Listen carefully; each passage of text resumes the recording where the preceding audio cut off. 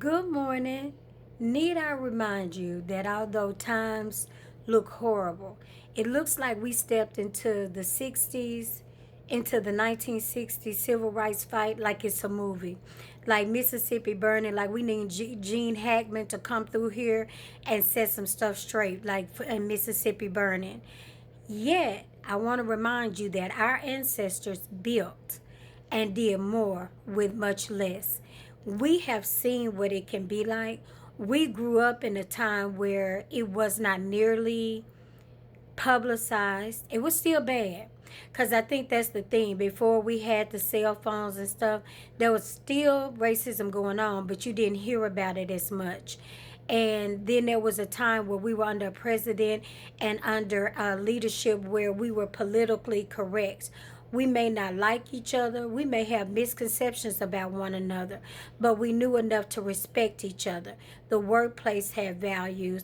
They followed the values. They thought about the people they cared about. All of that stuff mattered. And now, under the poor leadership, and remember, I keep telling you all that leadership flows down.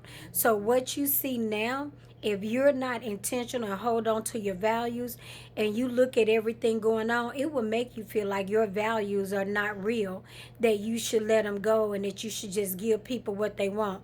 I usually say that when people make me mad and try to take me there. I'll say, hey, I'm going to give the people what they want. But I'm selective with that because I don't like doing what people want. It has to be Kim and it has to be something worth fighting for. And generally, if it doesn't make dollars, it doesn't make sense. So that's me in a nutshell.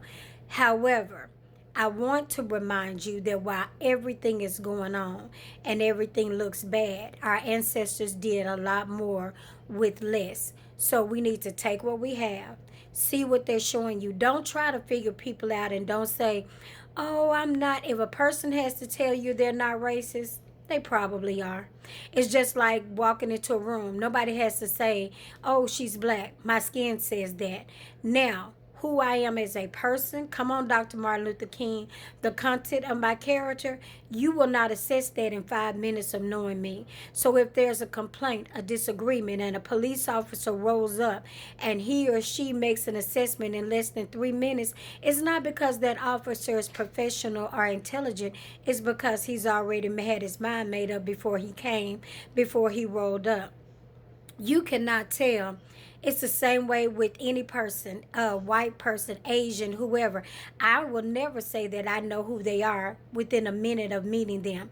Now, if they're talking, their mouth will tell me everything I need to know. Their actions, their looks toward me, you see it. I'm always amazed and pleasantly surprised when I'm at the grocery store and there's a person who does not look like me who is nice and goes out of their way to be nice. I'm also not surprised when there's a person that doesn't look like me who doesn't. Unfortunately, like I told you, the leadership in this country has allowed people to be free in a way that's not healthy. The First Amendment alone protects us and tells us that we're supposed to treat one another with respect despite the stereotypes and despite our personal beliefs and our personal thoughts. However, when you have a sitting president who is convicted felon, who is a liar and is consistently breaking rules, it's pretty impossible for the rest of us to follow rules. But you can do it. I will iterate again. Entrepreneur, just black American. Our people did more with less. It's about how we use what we have. So take it, believe what they're showing you, and let's get out here and do more. We can do it. It's been your girl, the Queen Bee. Some of you entrepreneurs need to call me.